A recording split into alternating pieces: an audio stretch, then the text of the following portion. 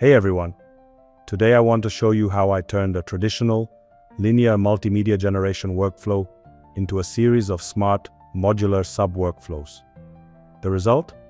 Fewer failures, easy restarts, and tangible cost savings. Let's dive in. Why split a workflow? Most examples you find online run from start to finish in a single line. If any step fails, image generation, video synthesis, lip sync, you pay to rerun everything from the top. By slicing the process into checkpoints, I can restart only the part that misbehaved and avoid redundant API charges.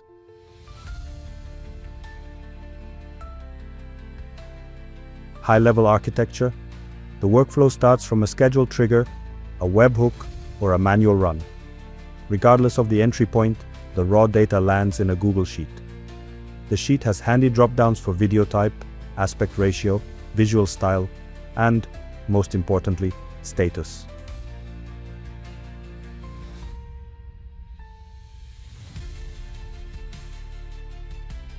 A router node checks the status column.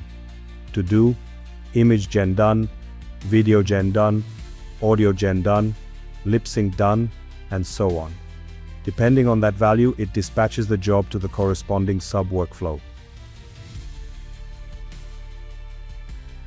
Each sub-workflow tackles a single creative task and writes its own done flag back to the sheet. Image generation calls my VL image generation flow. Video animation uses Kling for animation. Voiceover comes from ElevenLabs. Lip sync uses Fal.AI. It's stable even for clips longer than 10 seconds. Post effects and captions are optional. Powered by n8n Toolkit require a Docker container. Live demo walkthrough. You will submit the form. I fill in a quick form. Subject, outfit, Pixar style 3D toon, dramatic lighting, biker bar background, on-screen text, and I check, need voiceover.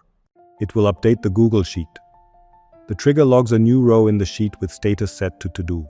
Then the step image generation will be triggered.